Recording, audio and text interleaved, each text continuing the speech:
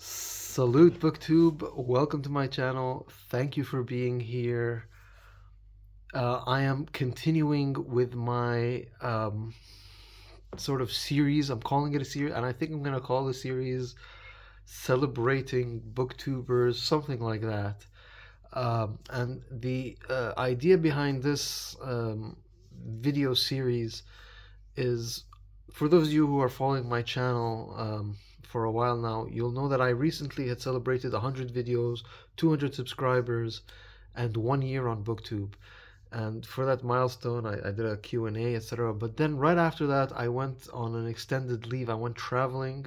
And in that time of traveling for about 3 weeks, I completely disconnected out of BookTube. I stopped checking BookTube. I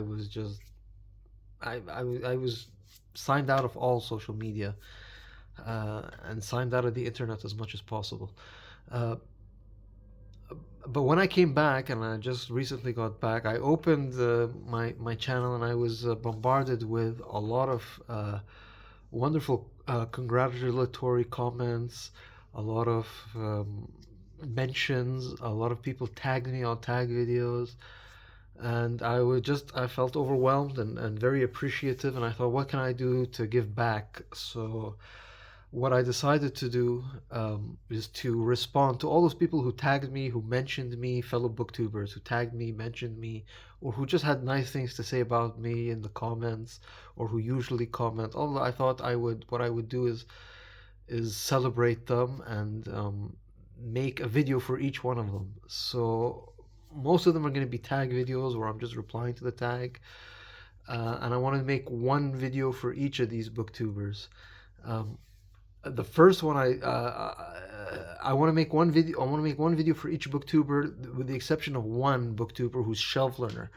For Shelf Learner, I'm going to make two videos because Shelf Learner not only congratulated me, but he even made a congratulatory video for me. And if you see the last video, which is the volume one of this series, I discuss that congratulatory video, and I respond to it, and you should check it out. So this is volume two. This is also going to be Shelf Learner because while I was gone as well, and I apologize for the late reply, Shelf Learner created a tag, which I need to just apologize. I'm not prepared. Um, he created a tag while I was gone, an original tag, and I think this is the first time he's created an original tag. And so I thought I would respond to his tag because it's a great tag, and like everything Shelf Learner does, it's a very deep tag. It's not a simple just question, question and you answer what book or what. No, Shelf Learner is he's a deep dude. He's a deep guy, deep thinker. So his prompts they're really deep and they make you think. And so the tag in Shelf Learner fashion is called the 7 responses to truth tag. Uh, um, and so it's actually quite complex. So I don't know. I'm gonna try to explain it the best way I can. Uh, but I think the best way for you to understand it is to watch Shelf Learner's original tag video, his original video. So I'm gonna link that video. Do check it out. He explains it. I'm gonna try to explain the prompts and then give my responses and show books, because it is ultimately about books, but it's again uh, in a very deep manner. And it made me think I had to write notes for this and Shelf Learner style. So um, the other caveat I'm going to make is when Shelf Learner made this prompt, when he made this tag, excuse me, he for each prompt he wants you to mention a book, but he does it in his video. I don't think I'm going to do it myself. He does it. You have to do a kind of a pose for each of the prompts. Shelf Learner does it. I'm gonna skip it because I don't think I can do it. The third thing he wants you to mention for each prompt, in addition to the book and the pose you're supposed to make, is to link it to a bird that represents that prompt. Now, again, I'm not the biggest biologist, a biology person, so I'm not gonna be very good at finding. He put most of the most common birds, and I'm not very um, familiar with avian, uh, the subject matter related to avian, to birds, or to animals in general. I thought maybe I can put animals, but I'm gonna stick to the books. Again, this might not be making sense. The best thing you can do to understand what I'm blabbering on about is to watch Shelf Learner's original video, which will be tagged below in the description. And then once you finish watching his video and my video, do the tag yourself if you have a booktube channel, or if you want to do it in the comments. So here goes. There are the prompts. He calls them responses. Um, so number one is, again, it's gonna be hard to explain, but number one is you don't know what you don't know. Um, and this, so I put notes. He explains what each prompt means. I have very basic notes. So it says about ignorance, caught up in the rat race. So this first one is you don't know what you don't know, and these are people who aren't. The prompt is related to people who aren't readers. Basically, you're not a reader. What's a book for somebody who is ignorant, who doesn't read? So again, it's very hard for me to explain each prompt. It might not make sense, but I'm trying. And again, watch Shelf Learner first, and then come and watch this, and it'll make more sense. For me, for this prompt, you don't know what you don't know, I chose this book. This book, the front cover is not very attractive, although it's an attractive leather case. This is an edition by, it's created by a Word Cloud Classics out of San Diego, and it's this like very leather bound. The book is Tarzan of the Apes and The Return of Tarzan. So the cover is not really nice, but this is what should be the cover. That's what I'm talking about. Tarzan, Edgar Rice Burroughs, a classic. This is a book I recommend if you know somebody. Now we're all readers. We are preaching to the converted. Everybody who's watching this is a dyed-in-the-wool reader. If you're watching this, you're an intense reader. You're one of the 0.0001%. But if there's a person in your life who doesn't read, and they ask you all of a sudden, can you recommend something, or you want to recommend something to a non-reader, friend, or important relative or loved one in your life, and you want to get them into reading, I would suggest Tarzan of the Apes. If they don't like Tarzan and Edgar Rice Burroughs, they're never going to like reading. And again, I mean, just that cover, you can probably convince them. But this is actually two books. So this is Tarzan of the Apes, book one, and then number two is The Return. So these are two books in one. So and the way Edgar Rice Burroughs, again, I'm preaching to the converted, but is just you can't put it down. You just can't put it down. Just excellent adventure writing. Just and young, old, whatever.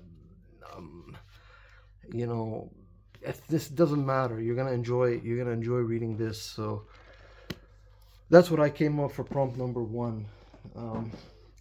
Prompt number two is you don't know, but you think you know. So for this. Again, the notes I just wrote down from Shelf Learner's explanation, echo chambers, same content, caught up in pride. This is basically people who, they think they know about the subject, but they really don't. Again, that's the best explanation. Again, watch Shelf Learner's video first. But for me, for this prompt, I chose... and I have to thank Steve Donahue for this, well-known, famous booktuber, Steve Donahue, because I had always assumed that this character is he's a deified figure in America and American history, and he is beyond criticism, and nobody can criticize this guy because he is the quintessential American, and he is the greatest American that ever lived, and all that stuff. But Steve Donahue made it quite clear that that's not the case, although a lot of people do think it's the case. Anyway, the book And this is, everybody says, oh, and this book won the Pulitzer Prize, although Steve Donahue, the book critic, he savagely pulverizes this book. It's by Ron Chernow. Washington, the Life. This idea that George Washington, is the first president and he was the head of the Continental Army that defeated the British. I'm reading The British Are Coming now, and so I'm immersed in this subject. So maybe that's why I chose this book. I read this a while ago, a very long time ago, very, very long time ago, and I don't remember it sticking, like being that great that I remember it or anything. Although, again, it did win the Pulitzer Prize. But according to Steve Donahue, this book is just, it's sycophancy. It's just making this figure bigger than he was, without focusing on the negatives. And yes, Washington, like every human, had flaws. First of all, he was a slave owner, and I think that's not, any book that praises Washington, you have to keep that in consideration. He was a pro-slavery from the minute he was born till the minute that he died. His war record was not amazing. He wasn't the greatest military tactician that ever lived. His administration was, well, it's hard because there's nobody to compare him to before. But was his presidency,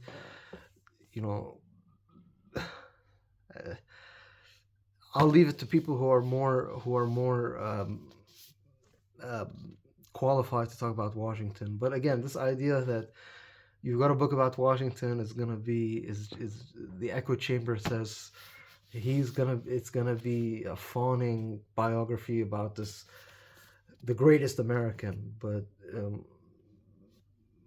you got to be careful. You gotta read both sides you got to critically read in true shelf learner fashion.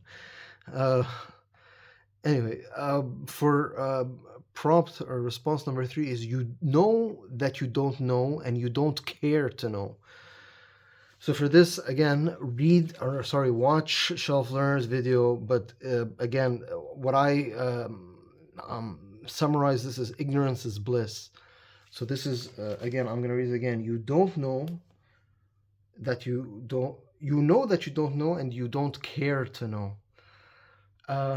For this, I'm going to refer to the entire government of the United States under Donald J. Trump, who were under the assumption that they could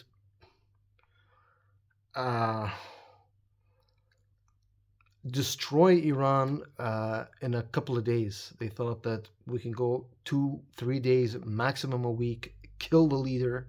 Just like we arrested the leader of another sovereign country, we're going to murder the sovereign leader of another sovereign country, or the leader of another sovereign country, which they did. They murdered him, and they thought that this would create some kind of regime change.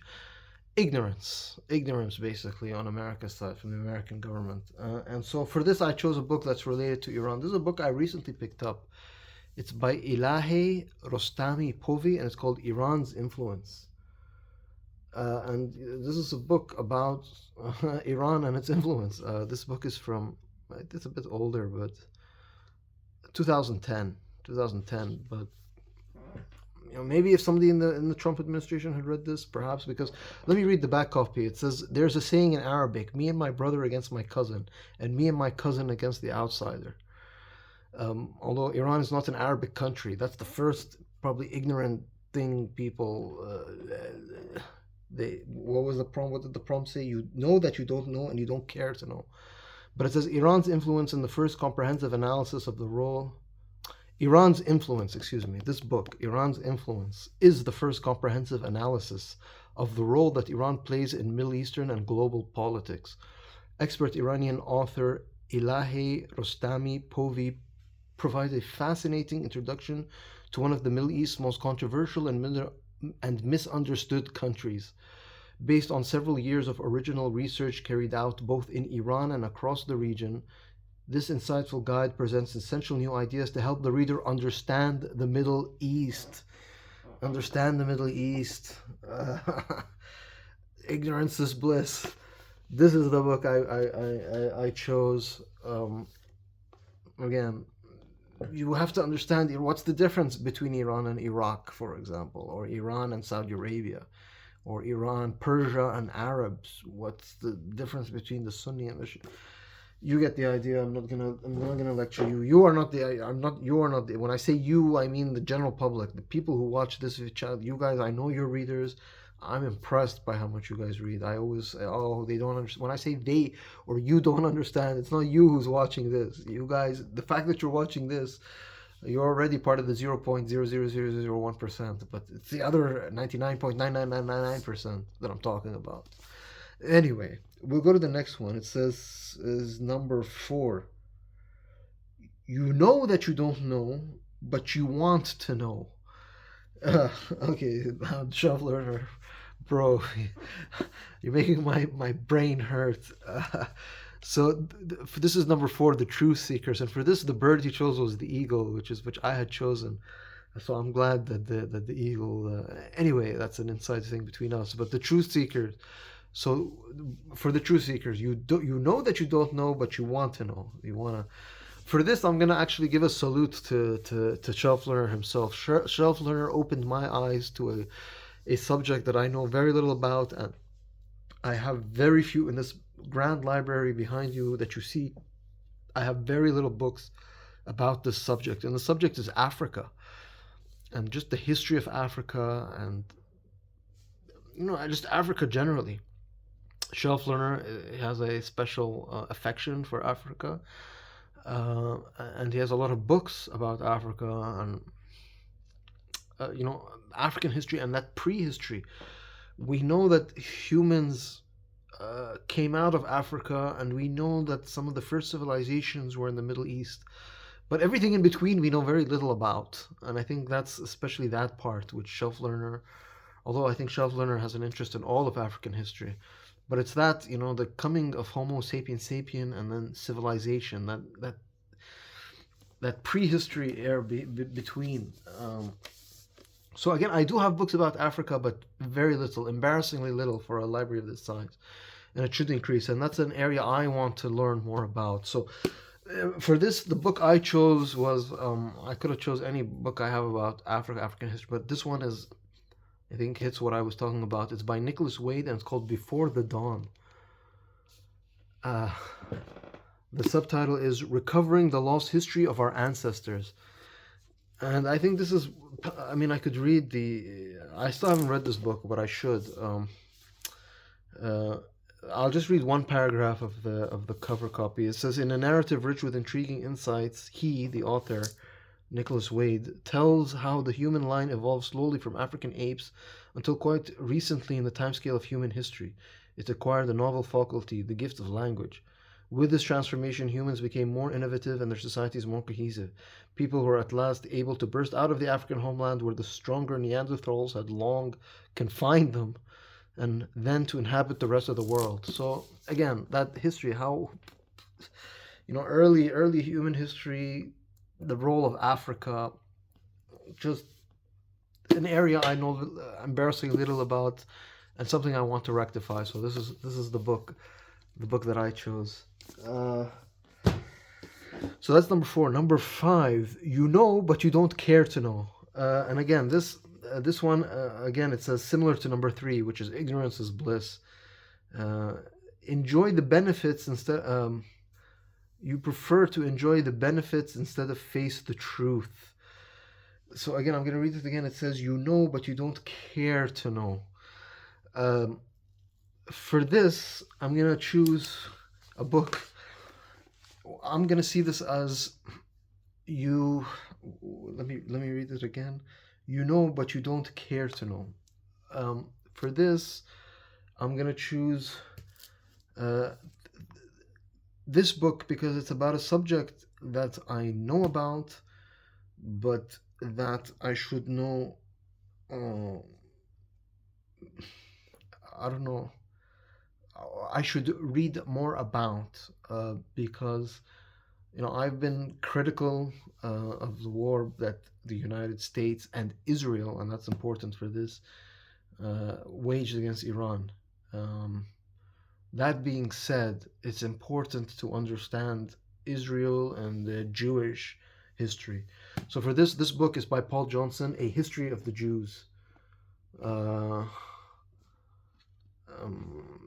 Pretty self-explanatory, but a large book that just, I think it starts with the Israelites in the Bible and the Old Testament, and then the last paragraph, the last chapter is Holocaust. Sorry, the last chapter is Zion. Um, yeah, so from Zion to Zion. Um, this is a book, again, I should know more. I should know more. Even if I disagree with the state of Israel, that doesn't mean that I should ignore or that I should be ignorant or just ignore this subject, because this is an important subject. And the Jews, you want history and you want entire human history. They're really there from really very early of what is recorded history, and they're still here. They're still with us. So that's the book I chose for this, A History of the Jews by Paul Johnson. Yep. Next, number 6. You know, but you don't want anyone else to know. Again, watch Shelf Learner for the explanations of these. It's very difficult for me to explain it without turning this video into. It'll be too much work for me. But I wrote some notes. So ignorance of others to profitability in ignorance. So this is you purposefully keeping people ignorant so that you can profit out of that ignorance. Again, watch Shelf Learner's video for the explanations. For this, I'm going to take something personal. This is something that I've tried to keep secret because I think this is an excellent story. And if somebody can make this into a proper sort of story, like a novelization or a TV serial, it would be excellent. But this is about a very obscure part of the world. This is a part of the world where I went to university and studied. That is Quebec, the province of Quebec, the French-speaking province, region of Canada called Quebec. I went to university in the city of Montreal, which is the largest city in the province of Quebec. And I've always kept this under the radar and my knowledge, but I find Quebec fascinating. It's very fascinating. I know most of you will probably not, maybe most of, well, not you. People who are watching this channel are educated and well read, but I'm talking about the 99.999% of people who don't read and who they can't even locate Quebec on a map. But the book is called Render Unto Caesar. The subtitle is The Life and Legacy of Maurice Duplessis, and the author is Conrad Black. That's Maurice Duplessis right over there. Render Unto Caesar. This is a book about Quebec in the middle of the 20th century, 1920 to 1950, 1930 to 1950. Quebec in the interwar period, Quebec in World War II, Quebec immediately after World War II, Quebec into the 1950s, and then the sudden change that happened in Quebec and Canada generally in the 1960s. The whole, for lack of a better term, sexual revolution. I think that's what they call it in America, the hippie revolution. In Quebec, it went to an extreme because this was a conservative. For the longest time, Quebec was a conservative Catholic place, just conservative Catholic capitalist place. And then it flipped. It became a very liberal, very atheistic, very socialistic place. Very similar we see in Spain with the fall of Franco. We can argue Germany after the fall of Hitler, Italy after Mussolini. All these and Duplessis, like Hitler, like Mussolini, like Generalissimo Franco, like Salazar in Portugal, like the Croats and the Slovenes, not the Slovenes, the Slovaks, Catholic fascistic leaders that fell, and then their societies completely went totally liberal. The same thing happened in Spain in the 1980s. In Quebec, it happened in the 1960s. The point I'm trying to make is I've been hiding this because again, this is another idea. I want to make something out of this because this is an interesting. I don't want to turn this into a lecture about Quebec. This requires a separate video, but this is what I chose. It's interesting because it's got religion, it's got politics, it's got communism and capitalism. It's got there's a fascinating there's a story, there's a book, and it's germinating in my. But I've got so many other, and I want to focus on Middle East. But this is something I'm keeping on the secret, on the hush hush. But and I don't know how many people know who this person is who have read this book. I found this. I paid a lot of money. This was the only copy. I did a Google search, and this was the only. There was an obscure bookshop in New York City that was selling this book, and I ordered it, and I paid through the ASS for it, plus shipping, which cost me a lot, but still, no regrets, no regrets. Anyway, again, I'm keeping people ignorant. What was the prompt? I'm sorry. Let me just pull it out here. You know, but you don't want anyone else to know, and I'm gonna keep it that way. And then number 7, the final prompt: you know, and you want others to know. For this, I have been going on and on. I have a series. I did a 3-part series about Iraqi history, about how people, again, people, not you were watching this. I'm very impressed by the knowledge and the amount of reading. We are readers. We are different. We are a different species. Not about the 99.9998% who don't read. Uh, Iraq. Why isn't there an Iraq center for the study of Iraq, considering the fact that America had fought wars in the 80s, the 90s, the 2000s, and now they're in Iran, which is not very far from Iraq. And why isn't there a center for the study of Iraq anywhere in America? Why isn't there an Iraq's uh, program in any university in America, considering how much America has been involved in Iraq? Now that's part of that. It should be an initiative from Iraq. The very rich, oil-rich Iraqi government should sponsor some kind of Iraqi study center in Washington D.C. or New York or London or Paris or somewhere, but they don't, and it doesn't exist, and that's a shame. It's a shame because they should, because of the amount of involvement that America and the West have been in Iraq in recent history.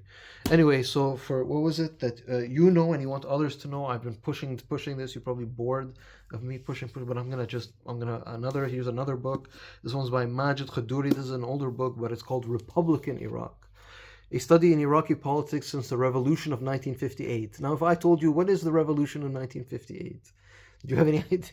You, again, when I say you, the booktube watching, you are a intelligent, well-read cohort. I'm talking about the general public. The revolution of 1958, Republican Iraq, as opposed to what? Monarchical Iraq? There was a monarchy in Iraq. What happened to that monarchy? Why didn't it survive? Who was supporting that monarchy? Who was supporting the republic?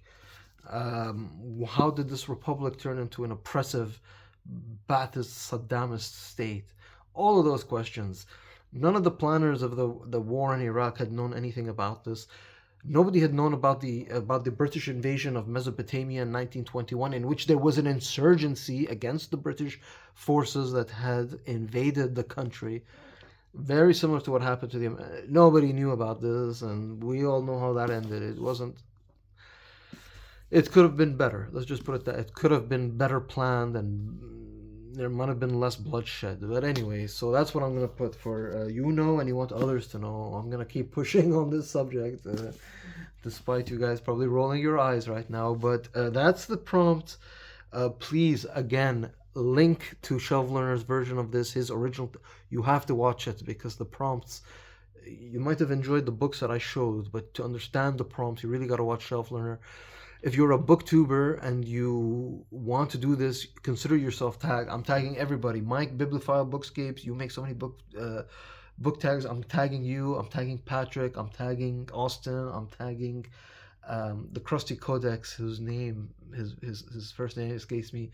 JJ, you're tagged. Jenny Jables, you're tagged. Because you guys are all on the list for future videos on this series. Who else? I've written you guys down actually. Jeff, Reading Still Matters, you're tagged. Alex, the Unabashed Reader, you're tagged. Andrew, you could be reading more, you're tagged. Julie, Bookish Travels, you're tagged. James Holder, you're tagged. Paul, the Accidental Bookseller. Melly in the Margins, new a friend on BookTube, you're tagged. Widely Reading, all of you guys, I'm gonna make videos for about each of you, and I know you've mentioned me and you've made tags. Your time is coming up, but for this one, do check out Shelf Learners. All the channels I tagged, consider yourselves tagged. I'll try to list you guys all in the description as well. Thank you if you made it this far. As Shelf Learner would say at the end of all his videos, make it a great day. Salute, BookTube.